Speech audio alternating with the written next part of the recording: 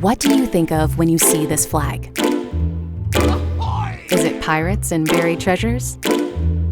Or an early example of branding?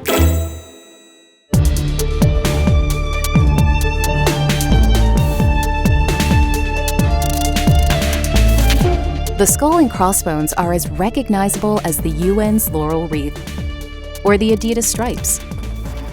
The design of the well-known pirate flag, known as Jolly Roger, came about in the early 18th century as a means of communication. When hoisted, it was meant to signal the presence of pirates to other ships, sparking terror in their imminent victims. An early example of this flag was the one used by French pirate Emmanuel Wynne. His version featured a skull, two crossed long bones, and an hourglass, which represented time running out for his enemies.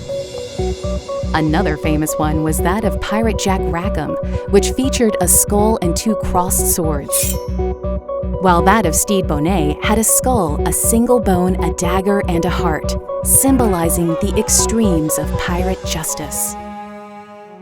Pirates also used a color code to convey information to ships they decided to attack. A black flag meant mercy for the crews of the boarded ships, while a red one announced that they would show no mercy, nor would they take prisoners.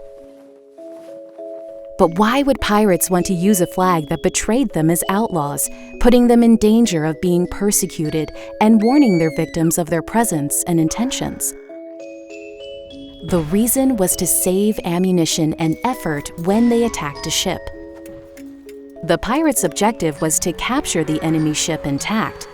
By terrorizing her crew first, they could board her unchallenged and often without firing a single shot. Every pirate flag had an easily recognizable logo, specific colors and symbols related to their occupation, namely, pillaging and murder. Just like each crew designed their own version, pirate flags have been compared to Google's ever-changing logo, another example of a hybrid brand identity.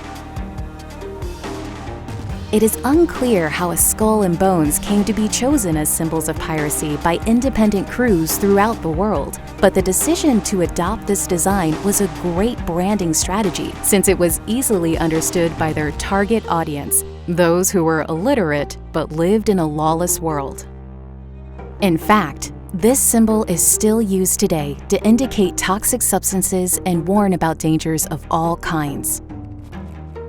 Its success lay in its effectiveness, something vital in any brand design, with its impact proving once again the power that images and branding have on society.